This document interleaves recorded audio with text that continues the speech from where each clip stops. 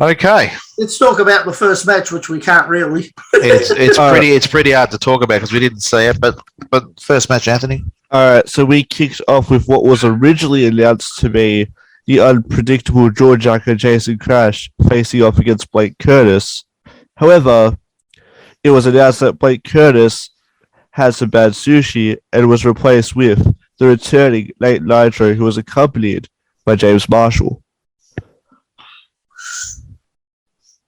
Okay. Well, a bit hard because we're not being sarcastic or smart, but we really didn't see much of the match. I mean, you saw bits trying to look around that lady who was taking the shots and stuff. Look, what I saw of the match opened with both guys going for techniques or spots, and then one missing, another one missing, a few like near miss kind of spots, and then it worked its way into a match from there. I don't think I've seen Nate Nitro before, but apparently he was one of their tag champions at one point. Is that correct, Anthony? Yeah, he was one of the tag champions before the current ones. Capable worker, what I saw of him, what I could see. He looked like he had a bit of potential though. Like he got a good clean cut sort of look. That was the sort of the young kid who looked like a clean cut kid. Yeah. I thought there was a bit of potential there. We know Jason's a great, Jayson Krash is a great worker. The finish of the match was, I believe, a low blow and a roll up. Was a low blow with an assisted rope pin. Okay, assisted rope pin. It was really, really hard to see that match. Like to be honest with you, just the fragments that I could see from the match, it looked tidy. The psychology was good.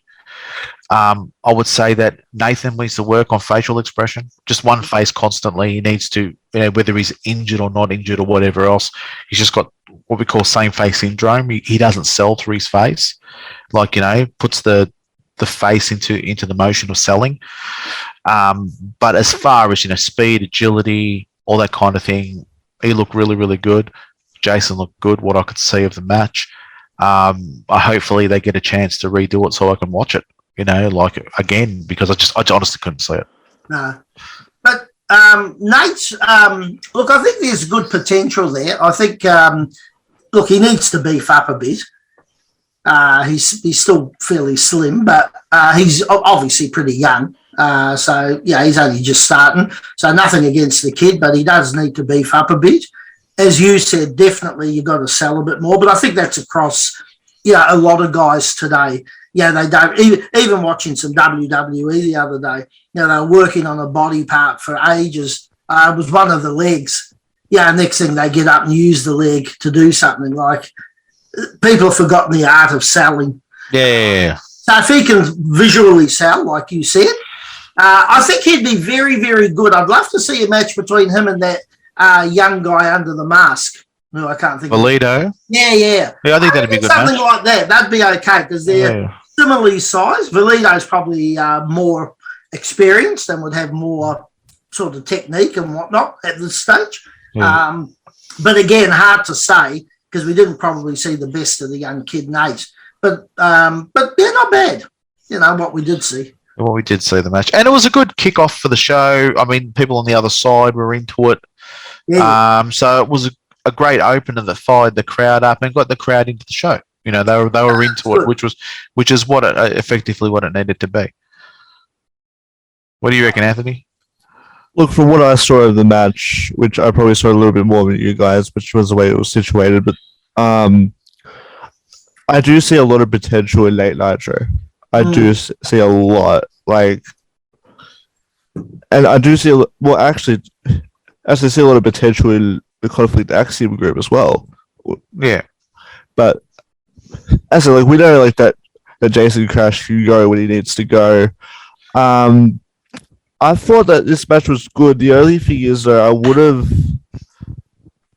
I know it's a heel group, and I know that you had the third wheel in the outside, doing. I would have, because that's been overdone. I get like it needs like you're trying to get the upper hand for your partner, but I thought I know where you're going here about the say the manager, for lack of a better term, being outside the ring. But I didn't think he did too much. I think actually I could forget the fella's name. James Marshall. James Marshall. I thought James Marshall did a really good job on that. He didn't get overly involved, and he only got involved where he needed to get involved. I think sometimes the worst thing you can do in that situation is to get over involved. And later on, I'll explain that when we talk about the ladies' match about it on a positive note. But he didn't get over involved in the match. He picked his spots very well enough to take Jayson Krash's focus off Nate Nitro, and that's exactly what you need to do. You don't want to go grabbing people or doing stuff like that. Just having that that word to him, just enough to throw him off slightly, to give the heel the opportunity to get on top. I thought it was done pretty well. Myself, I know what you're saying. Everyone's doing it. A lot of people do it, right? And I agree. But he actually didn't do it too bad. What do you think, Pete? Yeah, well, again, I've got to be honest. I really didn't see much. I saw more of that because that was outside the ring on the side that I could see. So I really, all I saw was butt. Yeah, well, where you were in between me and Anthony. Yeah. So all I saw was butt. So we got one side. I got the outside. He got the inside. And you got the pole and the butts. So yeah, I got the butts. Yeah, nice butts, but but nonetheless. But as we say, yeah, but no, a good kickoff match, and what I could see of it, I think it was a good match. So yeah. Alrighty.